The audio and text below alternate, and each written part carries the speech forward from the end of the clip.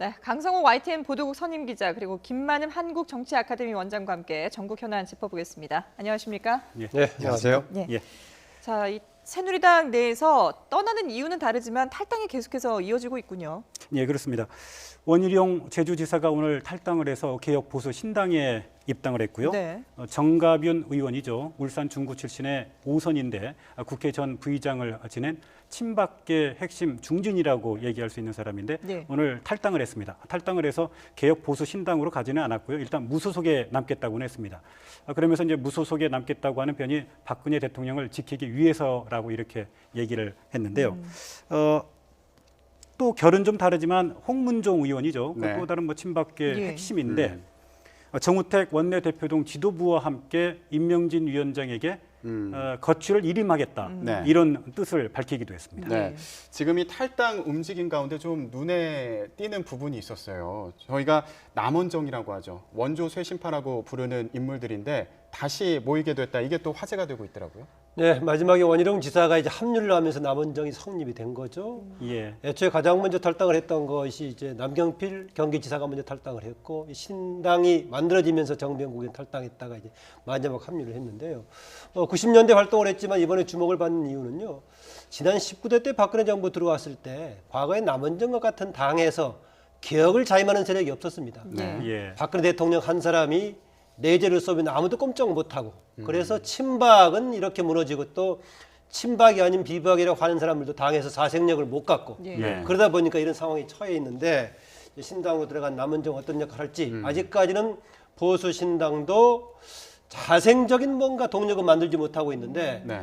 대선 후보를 아직 내세우지 않더라도 자생적인 뭔가 동력을 만들어낼 수 있을지 좀 지켜봐야 할 것 같습니다. 예. 네. 뭐 사실 말씀해 사실 주시죠. 남원정 이 세 사람은 이제 1990년대 말에 네. 새누리당의 전신인 한나라당을 통해서 이제 정치에 같은 시기에 그 입문을 한 사람들인데요. 네네. 주류에 속해 있던 적이 거의 없고요. 네. 그 당의 비주류로 그 맴돌면서 늘 당의 쇄신과 혁신을 주장했던 사람들입니다. 그때 당시에는 이제 30대, 40대였기 때문에 소장파로 불렸거든요. 네. 네. 그런데 지금은 이제 50대를 다 넘었습니다. 네. 50대 초중반이기도 하고요. 또 정병국 의원은 이제 59살이기도 한데 네. 그렇기 때문에 소장파라고 불리기에는 상당히 좀 그 나이가 있습니다만 네. 그때의 이미지가 강하기 때문에 아직도 네. 네. 쇄신파 내지 소장파라고 불리고 있습니다. 예. 네.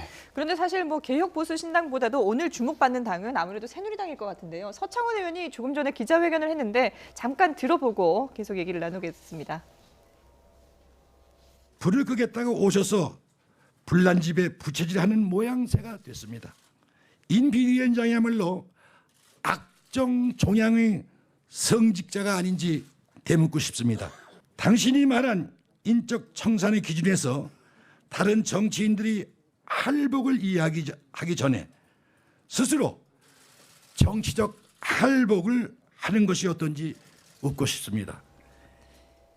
예, 사실 뭐 이보다 앞서서 임명진 비대위원장이 조금 이제 강력한 어조로 얘기를 했기 때문에 여기에 대해서 이제 맞대응하는 그런 예. 의미의 발언을 한 건데, 근데 그 일단 임명진 비대위원장에 대해서 나가라, 오히려 당을 나가라, 비대위원장이 당을 나가라고 하면서 약속과는 다르다라고 했는데 어떤 약속을 했다는 건가요? 애초에 이제 이번에 이런 기자회견 하기 전에 편지 형식을 빌려가지고 얘기를 했었죠.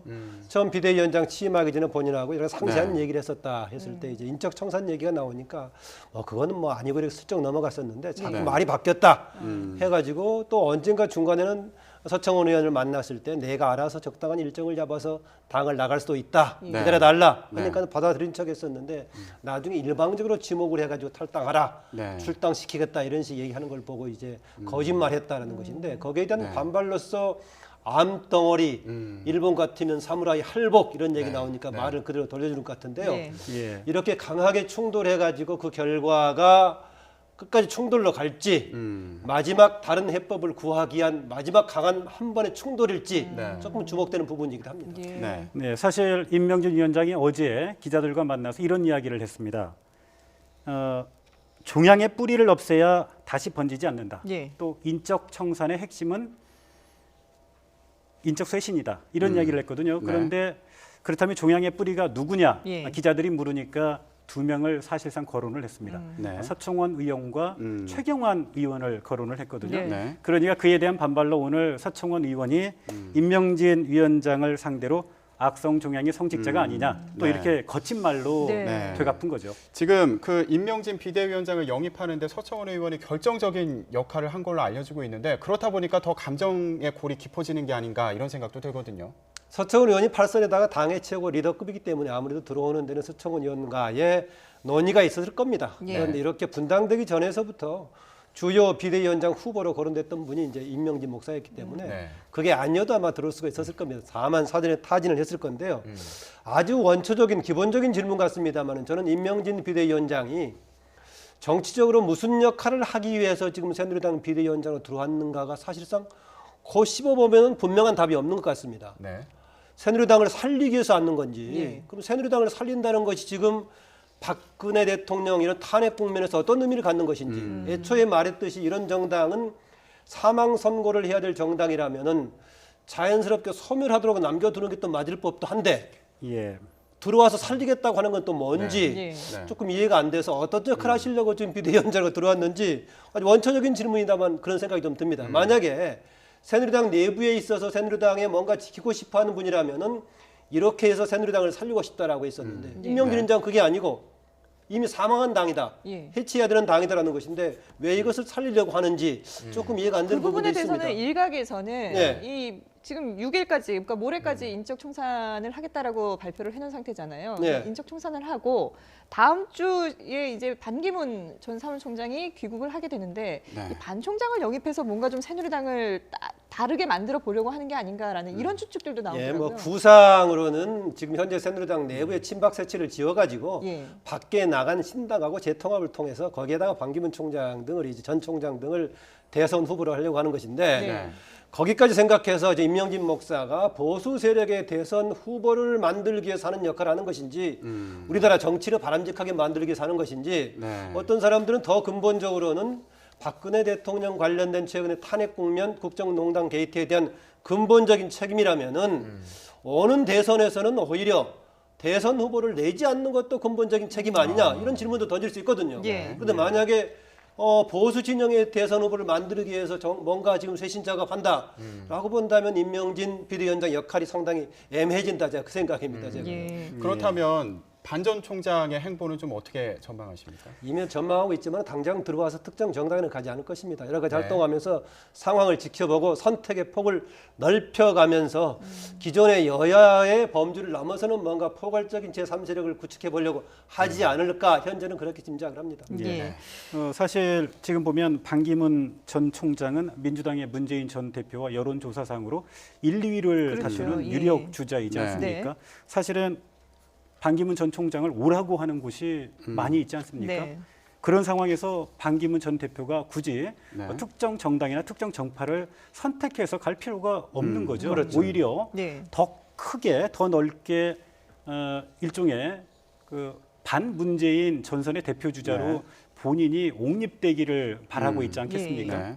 그렇다면 반기문 전 총장은 쉽게 귀국하자마자 어느 정파와 연대하거나 연합하지는 않을 것이고요. 오히려 네. 큰 틀을 만들기 위해서 개헌을 매개로 한 그 메시지를 던지지 않을까 이렇게 관측하는 게 일단 뭐 그 정가의 대표적인 반기문 전 관측입니다. 총장이 자신이 주축이 된 어떤 신당 창당은 현실적으로 불가능하다라는 얘기를 했잖아요. 그러다 네. 보면 이게 예. 이제 연대밖에는 남는 게 없는 건데 그 일단 핵심의 고리가 개헌이 될 것이다라는 그런 전망이 우세하다는 거죠. 그렇습니다. 이제 예. 문재인 전 대표 등은 이번 대선도 기존의 여야 전선의 틀에서 이제 꾸리려고 하고 있죠. 예. 그러면 야당을 야권을 대표하는 후보는 문재인 자신이다라고 네. 전제하고 있는 것이죠. 네. 그래서 예. 새로운 변수가 안 생기게 하려고 하는 거고 또 개헌이라는 매개가 등장한다면 기존의 여야의 범위를 넘어서는 새로운 전선 형성되고 경우에 따라서는 강 기자님 얘기했다시피 개헌을 매기로 한 새로운 세력이 형성될 가능성이 있기 때문에 네. 그걸 막으려고 하는 낌새가 그동안에 많이 보였지 않습니까? 예. 거기에다가 이제 거기에 부합하는 당 연구원의 보고서까지 나와서 더 그렇죠. 문제가 되고 있는 거죠. 예. 네. 예. 지금 말씀하신 것처럼 반기문 전 유엔 사무총장을 견제하는 그런 내용이 들어있지 않습니까? 그 예. 이른바 개헌 보고서에 한번 예. 내용을 정리해 볼까요? 지금 나오고 있는데 보면서 좀 얘기를 해봤으면 합니다. 예. 이번에 민주당의 민주연구원의 당 그 전략 보고서의 문제의 핵심은 네. 네. 당의 공식적인 연구기관인데 특정 후보에 유리한 전략이 들어가 있다는 거거든요. 그런 내용 중심으로 짜여져 있다는 그렇죠. 거거든요. 예. 그러다 보니까 다른 후보들이 반발하는 겁니다. 네. 당의 공식적인 연구기관에서 어떻게 저런 보고서를 낼 수 있느냐, 사적으로 유력 후보가 이용한 것 아니냐, 네. 예. 이런 게 이제 문제가 돼서 오늘 김효기 연구원장이 사퇴했죠. 사표를 낸 거예요. 네. 예. 그게 이제 한 두 가지 정도의 의미를 갖는데요. 하나는 이게 그냥 그동안의 흐름하고는 다른 돌발적인 내용을 담고 있다면은 예. 한 번의 실수로 지적할 수 있겠지만은요. 그동안에 대개 문재인 대표 진영에 세운 행보하고 유사한 내용을 담고 있거든요. 그렇지 않습니까? 개헌에 대해서 뭔가 소극적이거나 부정적으로 이렇게 얘기한다거나 네네. 개헌보다는 개혁이다 이런 용어를 들린다거나라고 했었는데 그런 점에서 이제 비판의 대상이 되고 있는 거고 또 하나는 내용이 굉장히 정파적인 이해관계가 매개가 돼 있단 말이죠. 예. 네. 이야기할 때에는 다른 세력을 향해서 정파적이고 권력지향적인 속성이라고 비판을 하고 촛불 민심을 담아야 한다라고 이야기를 했는데 네. 오히려 저 내용을 보면은 일반적인 공적인 목적보다는 정파적인 이해관계란 그 타산 속에서 나온 것이기 때문에 이중적으로 지금 비판을 받고 있는 겁니다. 예. 네, 그러다 보니까 기동민 의원, 김성수, 이훈 의원 같은 그 초선 의원 20명이 오늘 그 성명을 냈어요. 네. 네. 이런 일은 있을 수 없다. 심각한 문제다. 이렇게 이제 반발이 확산이 되니까 예. 추미애 대표가 이들과 만나서 좀 진화에 나섰죠. 앞으로 이런 일은 없을 것이다. 예. 아마 그런 수습 차원에서 아마 김효기 그 연구원장이 예. 또 사퇴하지 않았나 이렇게 생각합니다. 네. 어쨌든 이 개헌 보고서는 문제가 뭐 되긴 했습니다만은 예. 지금까지의 그 정치권에서 보면은 뭐 진보 보수 이런 성향이나 아니면 지역을 중심으로 뭉치던 것에서 벗어나서 이번 대선은 개헌을 뜻으로 해서 이 개헌을 큰 틀로 해서 뭔가 좀 세력이 형성될 것 같은 그런 움직임이 보인다는 점이 좀 차별화되는 그런 부분일 것 같아요. 그 구도로 간다면 경우에 따라서 문재인 전 대표 진영께 불리한 프레임이 형성될 수도 있다. 네. 그래서 그걸 막아야 된다라는 것이 그동안에 문재인 대표 진영의 행보에서도 계속 보여줬던 것이죠. 예. 오늘 보고서의 탄핵에 핵심 집중해야 내용이 된다고 바로 그랬어요. 그런 그런 내용이죠. 내용이죠. 예. 예. 그런데 그 내용을 담고 있기 때문에 맥을 같이 하고 있으니까 네. 당연히 더 비판의 대상이 되고 있고 예. 네. 당 내에서 조금 전에 강 기자 지적했다시피 예. 초선 의원들 지적도 나오고 있고 김부겸 의원도 강하게 비판을 예. 하고 있고 그렇습니다. 그러면 이 선거 연령이 내려가는 부분은 어떤 영향을 미칠까요? 오늘 보면 지금 더불어민주당, 국민의당이 같은 뜻이고 여기에 지금 개혁보수신당까지도 선거 연령을 낮추는데 합의를 했거든요. 개혁보수신당이 모처럼 여권 계열에서는 연령 낮추는 데 동의했어요. 예. 그동안에 보면 되게 보수정당 또는 현 집권 여당 계열에서는 연령 낮추는 것에 대해서 소극적이거나 예. 반대를 해왔었죠. 뭐 충분히 이해를 할 겁니다. 연령이 되게 고령일수록 현재 여권 내지 보수정당을 지지하는 비율이 높고 예. 상대적으로 젊은 층일수록 현 야권 계열 또는 진보 정당을 지지하는 경향이 높은데 네. 한 1.3에서 1.7 정도의 한 살 내리면 비중이 올라갈 겁니다. 네. 예. 그걸 높이면 높인 만큼 현 여권에 불리하고 야당이 유리할 수 있기 네. 때문에 소극적이었는데 그중에 여권의 한 분파인 보수 신당도 지금 허용할 수 있다는 것이니까 분위기로 봐서는 상당히 상당히 가능성이 가능성이 있는 거죠. 높아졌다 이렇게 봐야 됩니다. 그리고 이제 세계적인 좀 현황을 보는 게 중요한데요.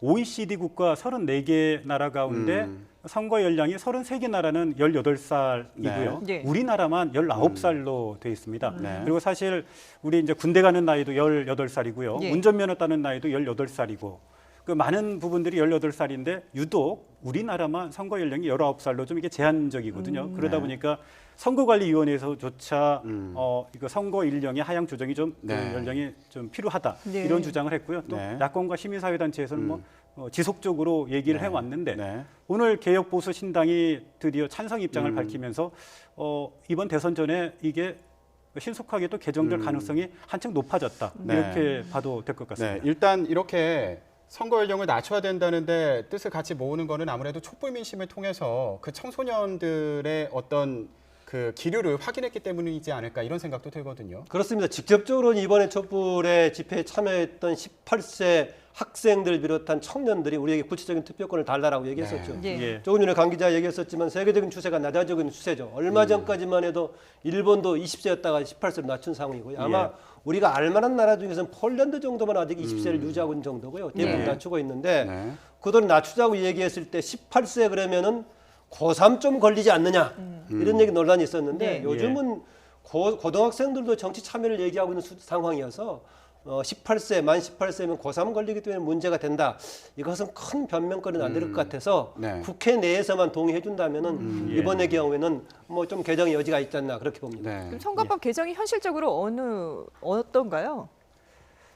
선거법 개정 전망을 예, 물어보시는 예, 예. 거죠. 될 거냐 말 거냐 네. 이런 얘기시죠. 사실 그동안에는 국회 관행상으로 본다면 여야가 합의하지 않으면 네. 법안 처리가 굉장히 좀 어려웠습니다. 어렵죠. 이제 그렇기 때문에 2012년도에 국회 선진화법이 만들어졌거든요. 근데 국회 선진화법에 따르면 지금의 여야 의석 그 형태로 본다면은 굉장히 신속 처리도 가능한 숫자의 그 지지세가 형성이 돼 있습니다. 예. 개혁 보수 신당이 오늘 찬성 입장을 했기 밝히면서 때문에, 예. 그렇기 때문에 야권에서 과연 얼마만큼의 의지를 가지고 이 문제를 처리할 것이냐 그게 관건이 될 것이다 이렇게 현 새누리당을 빼고도 지금 3분의 2가 넘는 네. 거죠. 그렇죠. 지금 예. 앞으로 그렇죠. 또 새누리당은 현재 98명에서 더 줄어들 소지까지 있어서 그렇죠. 앞으로는 200명 훌쩍 나머지 정당들이 넘기기 때문에 네. 예. 만약에 나머지 세력이 합해가지고 명분 있는 뭔가를 달성하려고 한다면은 충분히 법안은 가능할 그렇죠. 겁니다. 네. 법안에 신속 처리 가능한 요건이 재석 의원의 5분의 3이거든요. 네. 이게 180석입니다. 예. 그런데 지금 야권의 의석이